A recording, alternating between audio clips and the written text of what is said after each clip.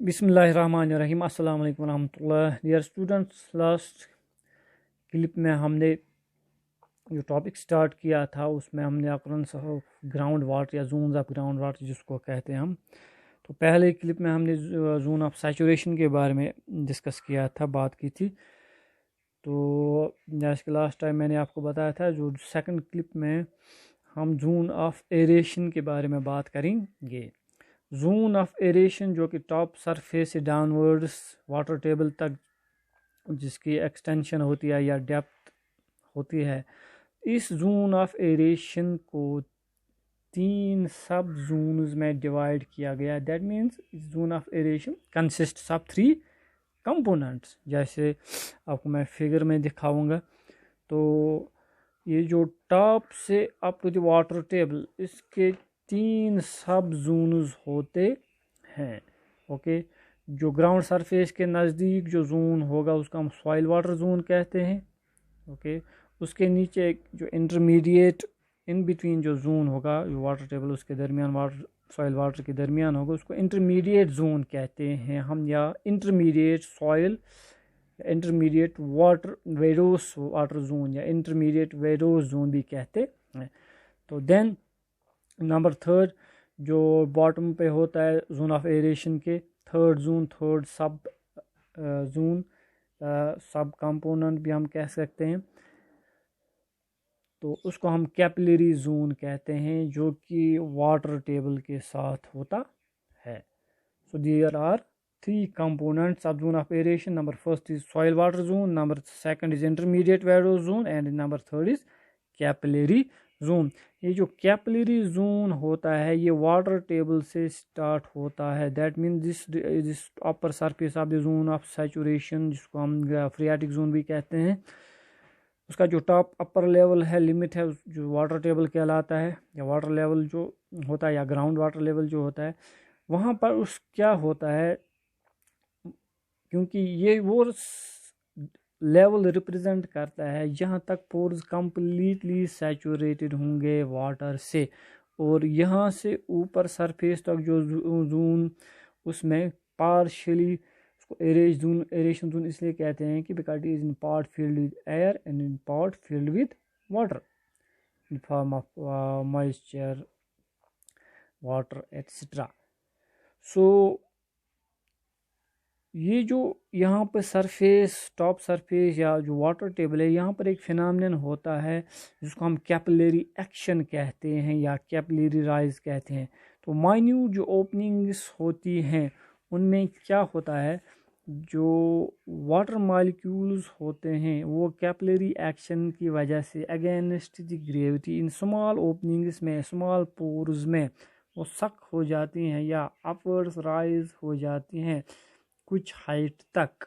Okay, so that means this is smaller pores. Okay, smaller pore sizes, water molecules इनमें से जो upwards rise हो जाती हैं। जितनी स्मॉलर पोर होगी, जैसे क्ले और सिल्ट में जितनी फाइनर पोर्स होंगी, उतनी ही इस कैपिलरी एक्शन ज़्यादा होता है। दैट मीन्स जो कैपिलरी राइज होगा उसकी जो हाइट होगी वो ज़्यादा होगी।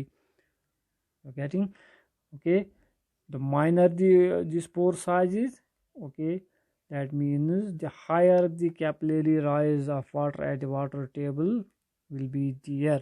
The larger the pore size, the lesser will be this capillary action.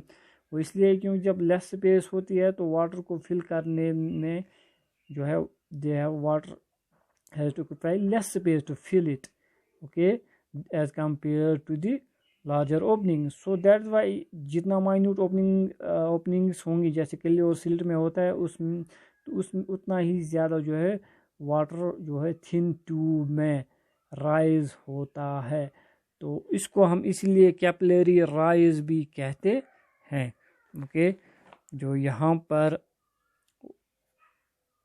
Against gravity small minute tubes की तरह, ट्यूब्स में, इन ओपनिंग्स में वाटर राइज होता है, इसको हम कैपिलरी राइज कहते हैं। और जो ये फ्रिंज जैसा बनता है, एक छोटा मोटा एक ट्रांजिशनल जोन जैसा बनता है, ओके, जिसकी हाइट जो है वेरी करती है depending upon opening, size of opening, उसको हम कैपिलरी फ्रिंज कहते हैं।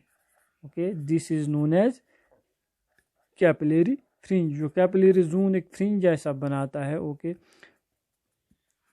जहाँ तक राइज ये वाटर होता है माइन्यूट ओपनिंग्स में, जिस तरह ट्यूब में, जो कैपिलरी ट्यूब में वाटर राइज या लिक्विड राइज होता है, इसलिए उसको हम कैपिलरी फ्रिंज भी कहते हैं, जहाँ तक वाटर राइज होता है due to capillarity due to capillary action. So यहाँ पर एक पॉइंट है, the smaller the minute the opening, the higher will be the higher the water would rise due to capillary action. The larger the openings or pore spaces are void, the lesser or almost negligible will be this capillary rise. वहाँ पे capillary fringe या capillary action जो नहीं होता है, almost negligible होता है। तो दैट मीन्स यहाँ एक बात या एक पॉइंट निकलता है, जो soil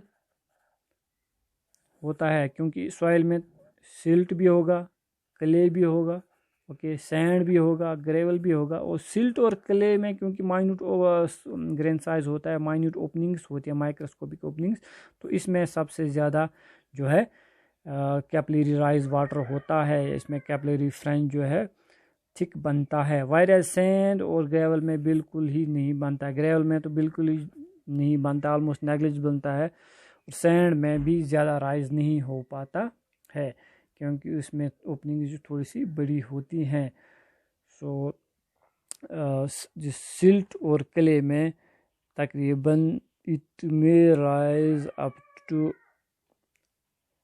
few tens of meters water rise जो है कर सकता है माइन्यूट ओपनिंग्स में। So the capillary zone is that zone which extends from water table up to the limit of capillary rise of water.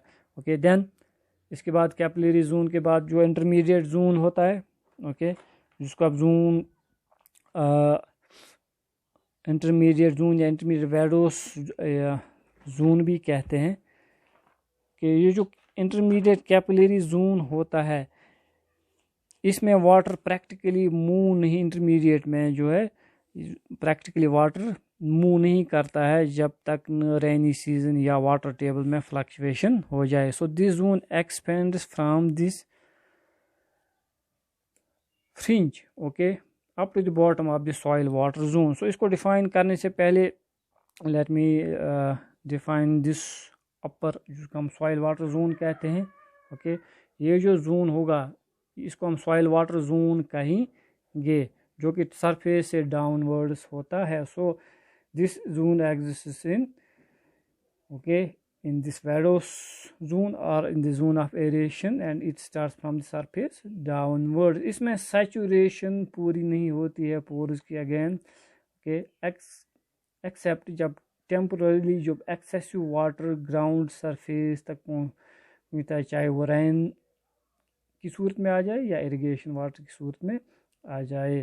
So this zone extends from surface till all the major root zones, okay, जहाँ तक में roots होते हैं plants की, या major root zone जहाँ तक होता है, वहाँ तक इस सॉइल वाटर जोन की एक्सटेंशन होती है, okay. So that means it has very importance for roots, because roots drive water from this zone.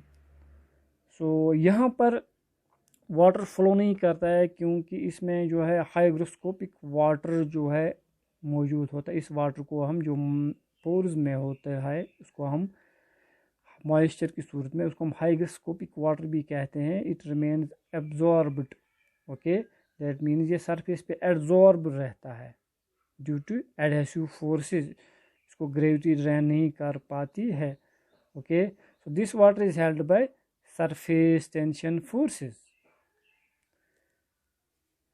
जो वाटर सॉइल वाटर जोन में होता है, ओके। सो वेडोस सॉइल वाटर जोन में जो टॉप मोस्ट जोन जिसको हम सॉइल वाटर जोन कहते हैं, उसके बाद फिर इंटरमीडिएट जोन होता है। और ये इंटरमीडिएट जोन जो होगा, जिस इंटरमीडिएट जोन यहाँ पर आप देख सकते हैं, ये इंटरमीडिएट जोन जो होगा this intermediate vadose zone, it connects the lower edge of the soil water zone. जो लोअर एज होगा सॉइल वाटर जोन को, उसको वो कनेक्ट करता है किसके साथ, ये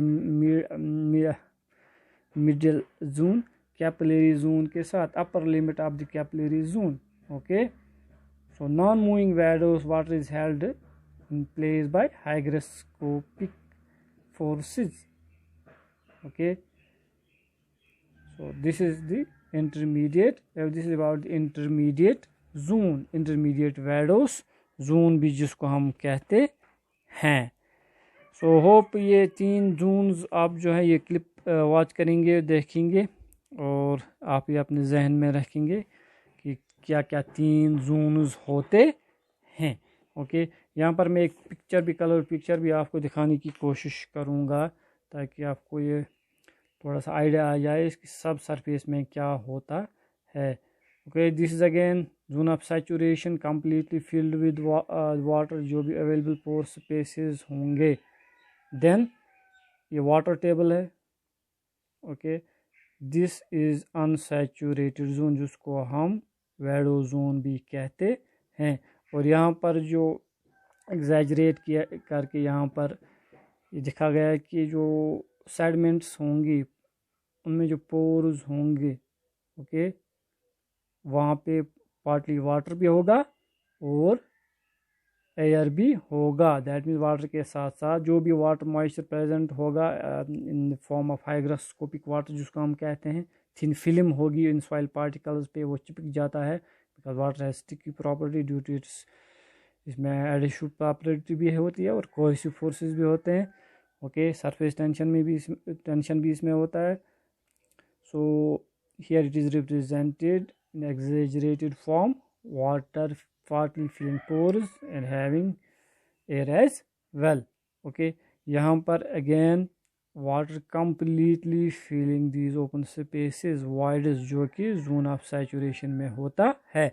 और जहाँ पर वाटर टेबल जिसकी डेप्थ वेरी करेगी, ओके, नीचे, और जहाँ पर सरफेस को वाटर टेबल कनेक्ट करता है, जिस कट करता है, बाइसेक्ट करता है या टच करता है, ओके, या इन अदर वर्ड्स हम कहेंगे वाटर टेबल कहीं पे अबोव द सरफेस लेवल होगा, ground, local ground surface level उस लोकेशन पर होगा, वो तो वहाँ पर जो है water starts ooزing out on to the surface, gushing out on to the surface, thereby forming lakes or springs or small channels which then form streams and rivers. Okay, इसी को हम डिलेड या base flow, delayed run of भी फिर कहते हैं और base flow भी कहते हैं.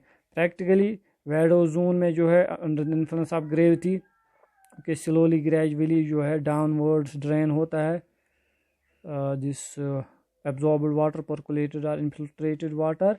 When it reaches the saturated zone, okay, when the pore is completely filled with water, then practically no downward or vertical movement of water molecules or water takes place, but horizontal, okay, almost horizontal flow or movement of ground in between cracks, fractures, interconnected fractures, or these interconnected pores takes place from higher head, higher pressure areas to the lower hydraulic head areas.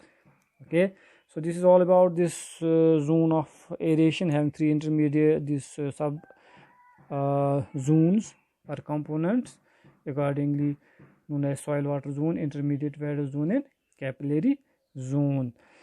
So it's all about this zone. Take care.